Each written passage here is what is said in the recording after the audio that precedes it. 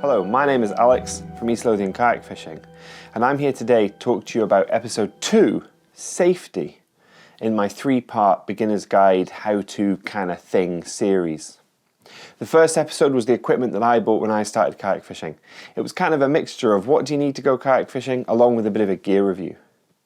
The purpose for me today in episode 2 is to talk a little bit about things to keep yourself safe. This is going to be a reflection on some mistakes that I've made in the past, but it's also going to be some ideas that I've picked up from different people working on the lifeboat, in the Coast Guard, and in a couple of other emergency services. This has been conversations that I've had with them throughout my time kayaking, but also I asked a couple of them what top tips would they put in if I was making a video about safety. As I said, this is a 3-part episode series. Episode 1 you'll see on the channel. Episode 2 is this one, and episode 3 I'm going to talk about how to actually catch a fish. Although if you've watched any of my recent videos, you'll know that that hasn't been top priority for me. Getting out sometimes is the main priority, although I would like to catch some fish soon. The weather's still bad here, so I've not been able to get out as much. I did have a short attempt. It didn't go so well. I'll maybe cut those clips in throughout this video just to show you what I mean when I talk about paddling within your limits of safety.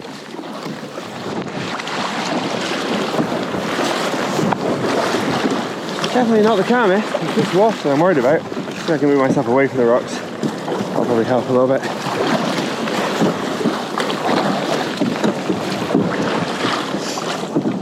Oh.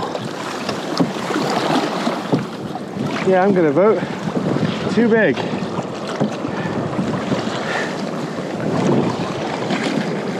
gonna turn myself around.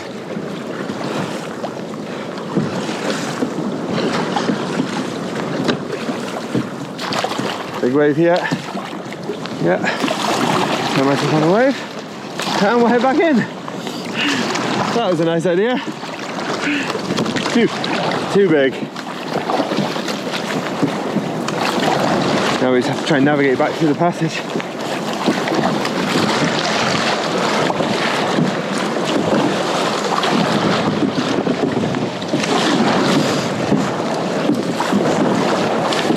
Big one here.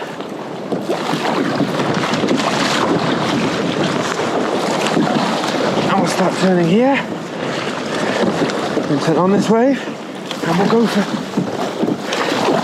go for safety.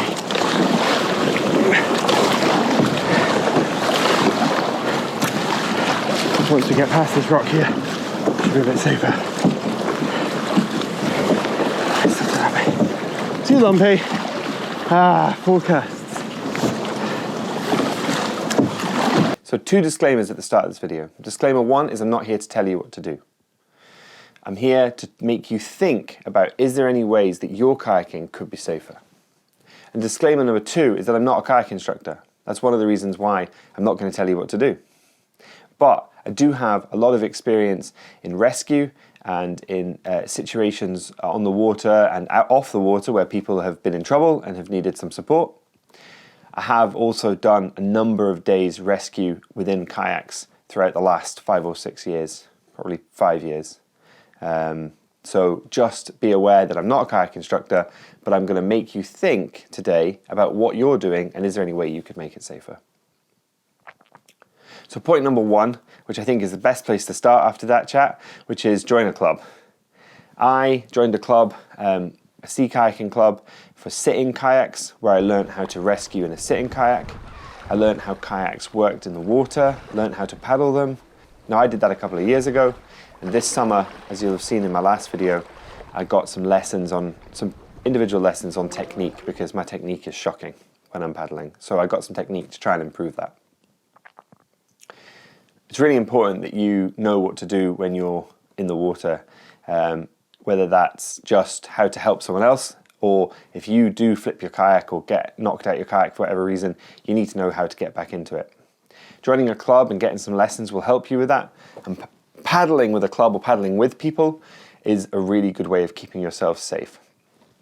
Now, because of my work schedule, life schedule, family, friends, being social, having a job, I don't always kayak with people. If I don't, that brings me on to point number 2, which is know how to rescue and self-rescue if you flip your kayak in the water. If you get yourself into trouble, which you shouldn't do if you're going out on your own, know your limits. Not safe. But if you do get into trouble, things happen, freak things happen, make sure you know how to flip your kayak yourself.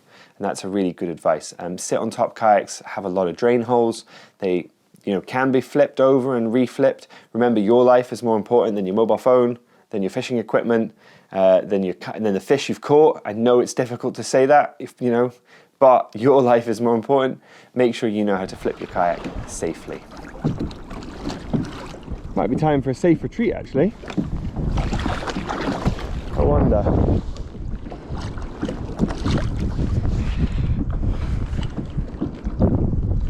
You are more important than catching any fish, or making a YouTube video, or doing anything else. And the weather has changed. It's a bit more windy now than it was when I came out. That's just 45 minutes. That's literally the change in 45 minutes.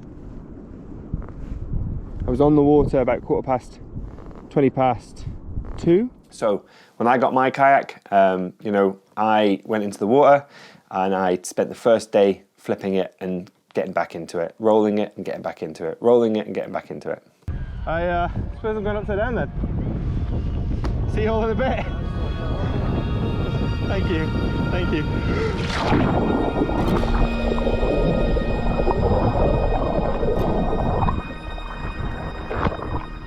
Right, let's go.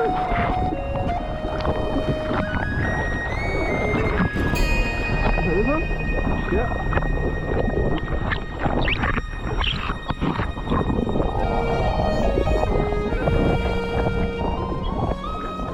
Once I got the hang of that, I then would paddle about, do my day's paddling, however long I was going out for, a couple of hours. When I came back in, I would just flip it again, just to test. Obviously I do that without the equipment on it, because I don't want to lose anything. But just to make sure I'm practicing. And remember what I said in my last video, practice makes better. And good practice builds good habits. So know how to flip your kayak if you do get turned over in the water.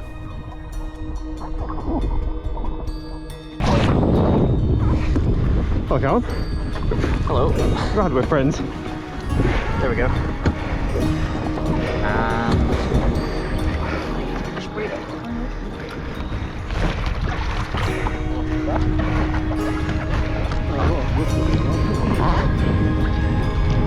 I'm definitely out of breath. Yeah. That was hard. I'm sitting on it. Oh no, there. Pretty fit as well. Clearly not. That good? Yeah. Well done. Point number 2 or point number 3 or whatever point we're on, who knows, is preparation. Preparation is the key to success, and poor planning leads to poor performance. I think there's another P in there somewhere as well. Preparation starts a few days before you even start thinking about your paddling. Look at the weather. Look at the weather you've got today, tomorrow, and then the day that you're going to paddle, because there could be residual swell left over if there's been any storms. Know how the swell and the storm and the wind direction and the swell direction is going to affect where you're paddling. I live on the east coast of Scotland. East coast of Scotland, big easterly swell. The water is going to chop up a lot worse than if I'm on the east coast of Scotland and I've got a westerly swell or a westerly storm. Know how the area that you're in is going to affect. So when you look at the weather, make sure you're looking a few days in advance. When it comes to the day of your paddle and you're looking at the weather, use your eyes. I got caught out in a terrible snowstorm. I was out on the water. I was maybe a 15-minute paddle in. I saw the snowstorm coming. It was a lovely day when I launched. It was really nice. It was pretty warm. It was about 15, 16 degrees in the sun. Water temperature was about 8 degrees. By the time I got onto shore, it was 3 degrees. And it was a whiteout blizzard. make sure you know how to keep yourself safe in those conditions. I saw it coming and I couldn't paddle in fast enough. My mistake there was I didn't use my eyes. I looked at the forecast was fine, but if I'd used my eyes a little bit earlier, I probably would have seen the snowstorm coming. I was just busy fishing and I missed the snowstorm. So make sure you look after yourself, use your eyes when you get on the water. And I'm a lot more aware of where storms are now, and I sort of tend to be probably play it a bit too safe sometimes, but it's better to be safe than not here anymore.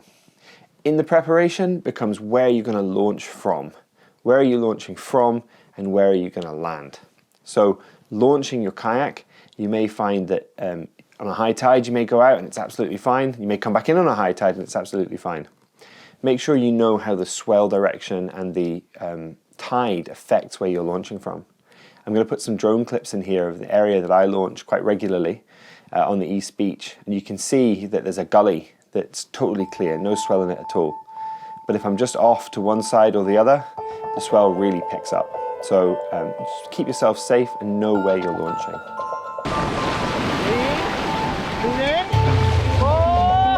Oh boys! We're cooking with gas!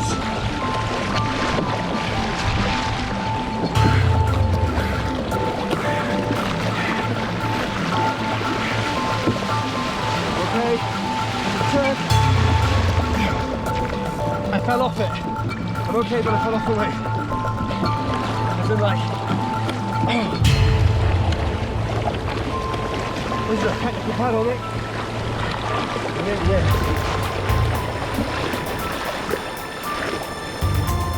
The other way. The other way. Come on, hold it. Hold it.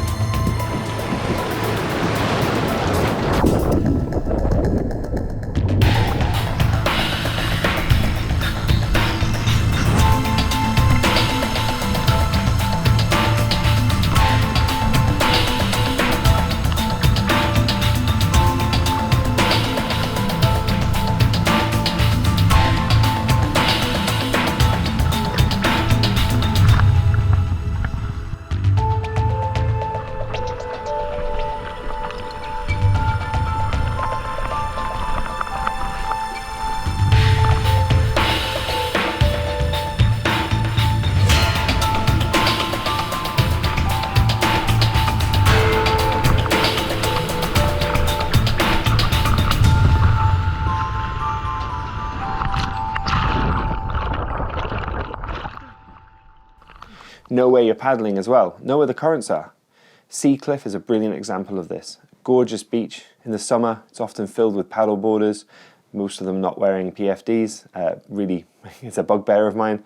I have been known to have conversations with people to make sure that they don't go too far. And the reason is that there's a big current line. So if you're not wearing a life jacket and you're on your paddle board minding your own business and you go out into the current line, you could be half a mile down the coast before you know it.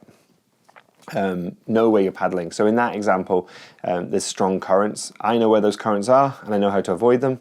I also know how to get out of them if I do get into them. But it's really important that where you're paddling, that you know where your currents are. Think about that if you're going out somewhere that you've not been before. I have a kayak trip planned to the south of Wales. Really looking forward to it. My wife and I are going to go down to sort of St David's area, sort of South Pembrokeshire. I guess that's almost North Pembrokeshire. And we're going to go out kayaking, and I've been looking to make sure I know the currents. I've got in touch with a local lifeboat station through a friend of mine, and we've had a chat about where the currents are and where the swells tends to chop up so that I can keep myself safe with a bit of pre-planning and preparation. I'm only using one camera today, so I'm just going to quickly check to make sure that the camera's still recording because it's dodgy. So in my preparation, I've talked about knowing what the weather is before and on the day you're paddling. I've talked about knowing how the swell's going to affect the area, making sure you know where the currents are, knowing how and when to launch safely. I guess the few last things to talk about are make sure you've got food and water on you. I always try and carry some food and I always carry water when I'm out on the kayak. I was eating a cookie and I dropped my cookie packet in the water.